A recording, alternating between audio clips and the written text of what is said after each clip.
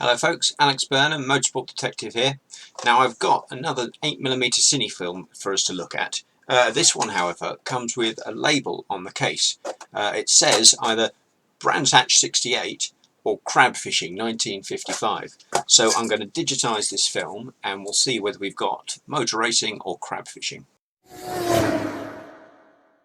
Alright, so here's the footage and we've got Brands Hatch Motor Racing 1968, I'm going to go with from the label.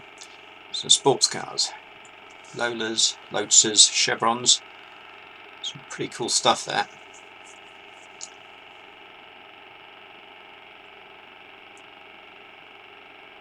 There's quite a lot on this blue and yellow Lola, Ulf Norinder, Sports Cars Unlimited. Now the amount that is being shown of that driver and team, I wonder whether this footage was shot by somebody related to or involved with the team somehow.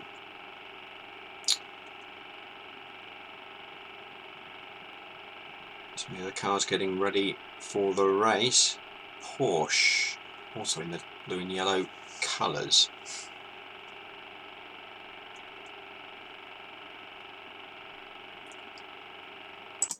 Right, so we've got quite a lot of information straight off. On the opening section of the footage, it's got the programme from the event, Brands Hatch Bank Holiday Monday, 2nd of September, and by using the label on the front of the case of 1968, it's going to be pretty easy for us to find out what event that was. But what I'm really interested in is why so much of this film was showing Sports Cars Unlimited Ulf Norinder. So maybe we'll have a quick look into him.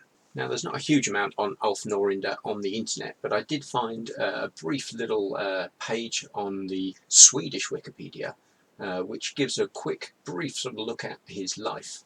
So it turns out Ulf Norinder had inherited quite a lot of money when he was quite young. His father owned a very successful mill, and his grandfather had founded a sweets manufacturing company, a confectionery company, who in Sweden produced little foam Bugatti racing cars, which are based on Ulf's grandfather's car that he raced probably pre-war. So that's all quite interesting. But with this money, Ulf Norinder started to race. He bought himself some cars and entered into various championships. It would appear that Ulf started racing in smaller time stuff back in Sweden, Formula Junior Sweden, and some small level sports car events. However, the most famous thing Ulf Norinder did, perhaps, was buy a Ferrari 250 GTO. Now, I've seen pictures of this car before, but never knew the story. The blue and yellow Ferrari 250 was bought by Norinder, and then he took it to places like the Targa Florio. In the 1964 race, Norinder came 9th overall and 2nd in class using that Ferrari 250, despite the fact that he didn't really have that much experience, and that car wasn't hugely suited to the circuit by that point. Here we can see Norinder and his co-pilot Troberg completed all 10 laps of that Targa Florio event, but he was only about half an hour behind the eventual winning car. So let's go back to our Brands Hatch event and see what we can learn from watching some of the actual race. Now we've got the cars heading off to the grid, but unfortunately don't actually have any footage of the race starting. We join it a few laps in, by the look of things, with some of these other cars. Now I've been able to find a copy of the entry list for that event. Several of the Lola 70s in there, some Ford GT40s, a couple of Ferrari 250 LMs, some Chevron GTs in the smaller Class B, as well as the Porsche 906s. Down in the Class C end, we've got mostly Lotus Europas, and then Class D has some Diva GTs with tiny little 1.1 litre engines. So a whole raft of different size sports cars. Car 131 is a Porsche 906 driven by Tony Dean.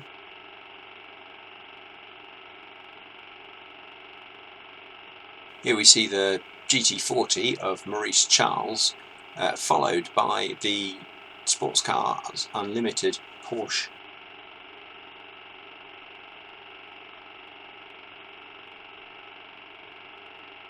Car 116, that's one of the Ferrari 250 LMs, this one driven by Jeff Edmonds. And there, car 101, that's Frank Gardner in the Lola 70.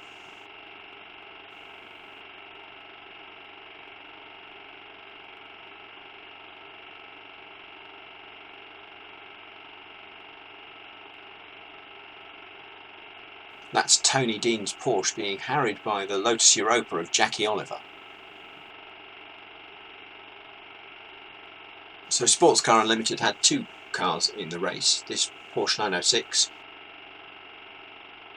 and the bigger Lola 70 Mark III, both in Swedish national colours of blue and yellow.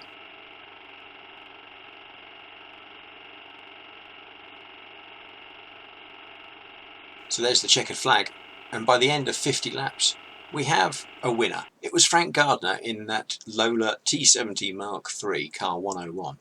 Ulf Norinder, our Swedish driver, actually came home second overall. His teammate only managed 18th overall, 6th in class, so not quite such a good event for him. Third overall was actually one of the Chevrons, driven by Peter Gethin, car 122, with that car 131 Porsche 906 driven by Tony Dean, actually coming home fourth overall. Jackie Oliver won his class in that Gold Leaf Lotus Europa, but only managed an on-the-road 6th. So there we have quite an interesting race from 1968, 2nd of September. So I've been able to trace the Lola that Ulf Norinder was driving in that event. It's this chassis SL73132, built in 68, so it seems like Norinder bought it new. And with its big Chevrolet V8, it raced in period for a few events. But in general, Ulf Norinder and the team don't seem to have had a stellar career. Racing Car Technology website has an entire page on the Lola T70. We have a list of chassis, so we can find our car on here, SL73132, sold to Sportscar Unlimited, and you can see in general it hasn't done very well at any of these events, even to the point of Le Mans in 68 disqualified. So that's worth looking into. So the Motorsport magazine archive shows the event of the 68 Le Mans 24-hour, and in the results we have retired Ulf Norinder, Sportscar Unlimited, Lola T70, completing 15 laps and then retiring because of fuel tank, which is a little bit vague. So I've been looking to see if I can find any more information than that. So Wikipedia has them down as disqualified from that event due to abandoned car after 5 hours of racing, which just opens up more questions. RacingSportscars.com have a little bit more information, and so from those three results I'm sort of piecing together what I think happened. On here it says, did not finish, disqualified, driver more than 50 yards from car. So it seems that Ulf Norinder started that race. He ran for about 15 laps, at which point he had a trouble with the fuel tank. It's unclear what exactly, leak, perhaps it came loose, or just the fuel pump stopped working. But anyway, turns out he has to park up on the side of the road. At which point he seems to have abandoned his car, he wandered off more than 50 yards from the car. And the rule at Le Mans at the time was that if the driver abandons the car, it's disqualified. And so he's thrown out of the race and doesn't finish.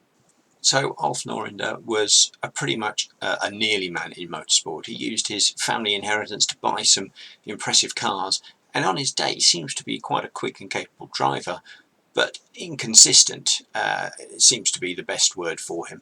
Occasional races like that Brands Hatch one where he's able to claim second, but then another race where he'll crash, abandon the car. So our 8mm footage that was labelled Brands Hatch 1968 turned out to be just that. And it opened up an interesting little rabbit hole delving into Swedish racing drivers and teams of the 1960s. I've enjoyed finding out a bit about that event, that driver and his cars, and if you've enjoyed it, please look out for more motorsport detective videos on YouTube and find me on social media.